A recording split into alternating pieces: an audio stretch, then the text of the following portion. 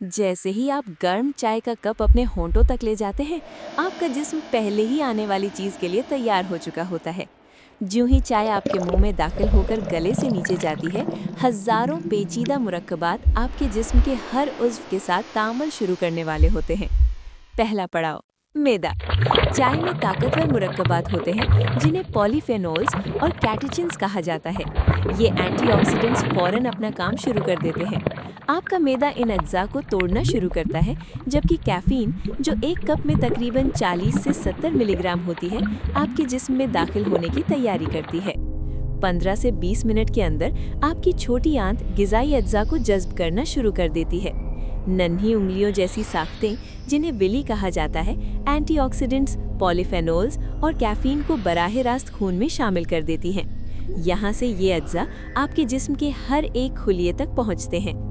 पहला फायदा, आपका दिमाग मुतहर्रिक हो जाता है। चाय में एल-थियानीन नामी एक नायाब अमीनो एसिड होता है, जो कैफीन के साथ मिलकर तवज्जो और यकसुई को बेहतर बनाता है। दिमागी खुलिये तेज़ी से काम करने लगते हैं, याददाश्त के मराकज़ सरगर्म हो जाते हैं।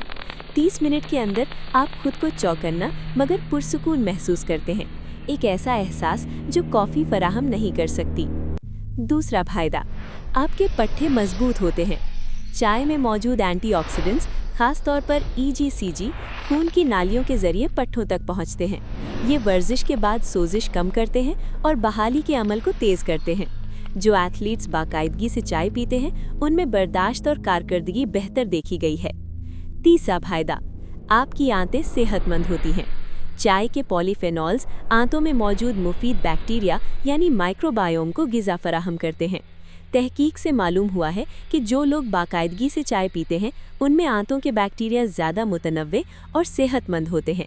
इसके मतलब है बेहतर हाजमा, मजबूत मुदाफ़ती निज़ाम और हत्ता की बेहतर मूड। चौथा फायदा, आपका मेटाबॉलिज्म तेज़ हो जाता है।